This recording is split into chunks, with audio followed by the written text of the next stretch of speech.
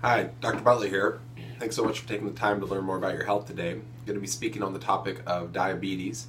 Diabetes is a very influential health concern that affects, I'm going to say, one third up to one half of our population. Recently, there was some statistics out that showed one third of the population is in a pre-diabetic state.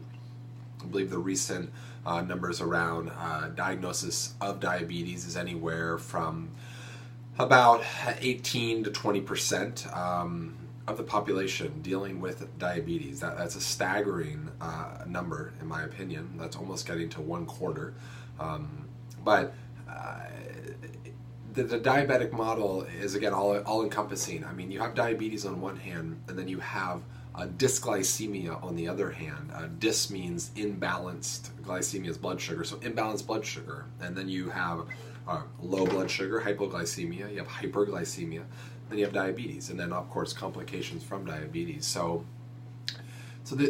This topic is there to help give you, the patient, and you, the person, an understanding of what it is that you can do to change this. Diabetes is a very heavily over-medicalized health condition that people deal with. And there's this concept of, as it relates to genetics, of like, well, it was just in your genetics that at age 45, diabetes was supposed to show up. And that's absolutely not the case.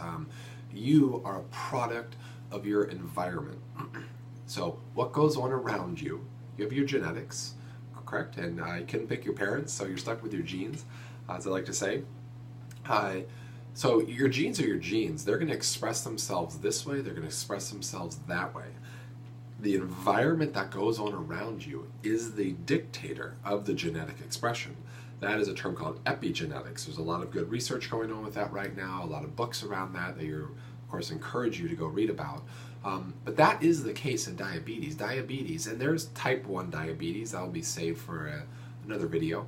But this is about type 2 diabetes. That is when I give you those statistics, that's what's going on presently within our culture and within our health of the impact that type 2 diabetes is having. So I'm going to, for the purposes going forward, reference to it as diabetes, so type 2. So how it works in your body, to give you a very quick once-over, I use a hotel analogy, okay?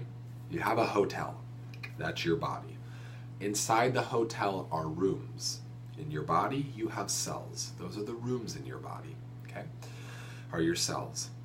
You have a pancreas, and if you know anything about diabetes, you have diabetes, or you're wanting to educate yourself about diabetes, you will learn about the pancreas, because the pancreas is what produces insulin. Insulin is the key, in our hotel analogy, the key that allows glucose to get into the cell. It allows the person to get into their room. Who's the pancreas in the hotel analogy? It's the concierge, right? It's the person who gives you the key to get into your room. So diabetes starts to occur because too many people start coming into the hotel. More than the hotel can manage. The hotel likes people, wants people to come in. It can't manage an influx, though, of people to a greater degree than the concierge can pass out keys, okay? So what happens in diabetes is, traditionally, blood glucose levels start rising. And I'm going to explain to you here in a little bit different video on how those glucose levels can rise. I'll give you a brief understanding at the end of this video on it, but it's important for you to know that carbohydrate, that protein, that fat all convert into glucose, okay? But some of them do it at different speeds, at different rates, which is very important. There's a term called glycemic index. The things that we put into our body, how quickly they turn into glucose, which is relevant for the diabetic environment or pre-diabetic environment, okay? So if too many people start coming into that hotel at a faster rate than the concierge can keep up with, what happens initially, and this is what happens in the body, the pancreas starts kicking out more insulin. Like the concierge would go, okay, just here's more keys. Just go to your rooms. Just go to your rooms, people. And that initially within the body can start creating symptoms when the pancreas starts giving out too much insulin of hypoglycemia. So in every person who goes to diabetes, every person that has hyperglycemia, they did at some point go through hypoglycemia, which is low blood sugar. So, and what does low blood sugar give you? Lots of symptoms: headaches, irritability, fatigue, increased levels of inflammation, increased levels of contracting cold flu allergy. I mean, the list is pretty long on these symptoms that start to occur as dysglycemia starts happening. There's hyper, there's hypo. Dys is when it's doing this. It's doing this kind of up and down, kind of roller coaster ride of a metabolic function, and people just don't feel well. That's the other. Again, don't overcomplicate the diabetic model. Part of this is, how do you feel? Do you feel well? And some people don't know how good they can feel. That's another very important part of healthcare, is we get so caught up in the diagnosis, we get so caught up on the disease, we forget about people feeling well. You can feel well. This is about you feeling better. I mean, it is about, of course, improving your blood sugar numbers, which come when you feel better. If you're just using therapies and medications to make your number better without doing the work to feel well, it doesn't work out too good long term. I mean, that's what I see, at least. So our hotel analogy, right?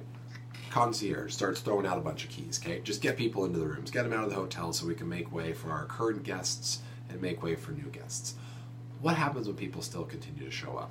Well, the concierge eventually gets fatigued, gets tired, doesn't have any more keys to hand out. That's essentially when you start creating a state of insulin resistance in the body, where insulin's not really working anymore. The keys aren't working anymore, the rooms are already filled. So what happens then? What happens in the body? The blood sugar has to go somewhere, it keeps coming in, it starts accumulating in the body's physiology. It starts accumulating in the blood. That starts to actually create an irritant, which impacts the health of the vessel, which causes high blood pressure, impacts the health of the vessel as it starts to get irritated. The body makes cholesterol. Cholesterol then levels start going up because of that hyperglycemic state. And another huge thing that can start happening off of that model too is a condition that lots of people deal with, which is NASH, non-alcoholic steatohepatitis, which is fatty liver. That's the common term we'll say for it. Fatty liver is a blood sugar problem. It's a diabetic problem. Now, your blood sugar can be normal in your blood work. Your cholesterol can be normal. You got fatty liver. Fatty liver is you're depositing, adipose cells. It's not the most accurate term per se, but it's fat tissue, and that's fat. You get fat tissue from over consumption of carbohydrate, of glucose. That's what triglyceride. That's what that converts into. Glucose will convert into fat molecules to store them. It's trying to store the energy, and that accumulates in the body. So you accumulate it in your vessels, you accumulate it in your liver, we actually accumulate it in our brains. Dementia, Alzheimer's, debilitating neurologic illness is now being thought of as a type 3 diabetes. It's amyloid. It's a protein response, but it's driven out of a blood sugar reaction state. So much of our health concerns are driven out of blood sugar imbalance within our system. And again, that's for another video, but with regards to diabetes, pre-diabetes, we can't overwhelm the body. The concierge gets tired, people start hanging out in the hallways, they loiter, their trash is there, they're not using the facilities because it's too packed, and it starts to impact function. The hotel can't function appropriately. People can't get room service if they want. You can't make your way down to the pool because there's too much accumulation in the body, and it starts to impact function. That's why these other concerns start showing up from a dysglycemic and imbalanced blood sugar state, from a diabetic state, and we just miss the boat, I feel like, when we have people take medication. I do believe there is a time and place for medication for individuals, but with diabetes, it is so treatable that you do not need to start on a medication. And now, if you're going to choose not to change anything in your lifestyle, you don't want to choose to learn about cause and effect, I'll still love you. Meaning, that's the wonderful part of the world we live in. We have choices. But if you're interested in understanding why you are dealing with what you are dealing with and the steps and strategies that you can take to improve it, it is a fairly straightforward process. It is not complicated. It's hard. That's, of course, comes along with it. But I always like to tell my patients, anything that's hard, worthwhile, that creates outcomes, or anything that's worthwhile, that takes effort, that creates a positive outcome is hard. It takes time and effort.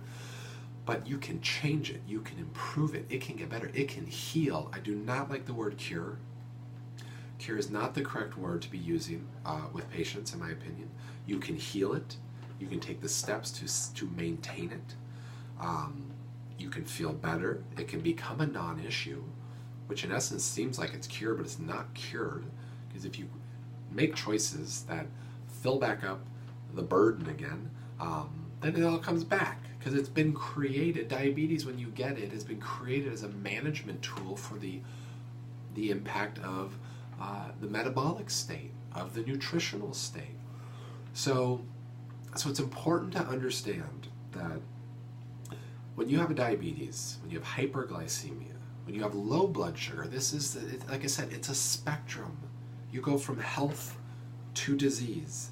Along that, there's these steps that go up, and then they can go back down though too. And it's just a step of where you are on that spectrum of imbalanced blood sugar that impacts how you feel, that impacts your quality of life, that impacts your numbers, whether your A1C is high, whether it's low, whether your cholesterol levels are high or triglyceride levels are higher or they're lower, your C-reactive protein levels or your insulin levels. It's all a product of your environment. You can change that environment. Nutrition, significant. I will do another video on nutrition. This video is about helping you understand the blood sugar model, how it works in your body, how you get to a point where things are starting to accumulate. Accumulation breeds stagnation. Stuff just starts, too much is there. Movement can't be created. Movement is life. You've got to get movement happening within your body's physiology for healing to happen, to reduce that accumulation, to get people into their rooms, allow the cleaning people to come back in and out so they can take care of the rooms, make that hotel a really good hotel. It'll be fun. You have a good time. If it accumulates too much, it's not a fun time. So blood sugar, diabetes is treatable. You can do it without medication. If you're on medication, you can still do it and feel better and then decide what you want to do with medication. But I'm here to encourage you that you can do this. You can improve your health based upon taking the steps with the right support, the right education, the right strategy to make a change, shift the environment. If you shift your environment genetically, the expression changes. Your labs get better, you feel better. So I really appreciate you showing up, clicking on the button to, the link to learn more about your health today. I'm going to keep these coming. Do a lot on blood sugar, on diabetes, so tune back in for more. And until next time, take care of yourself.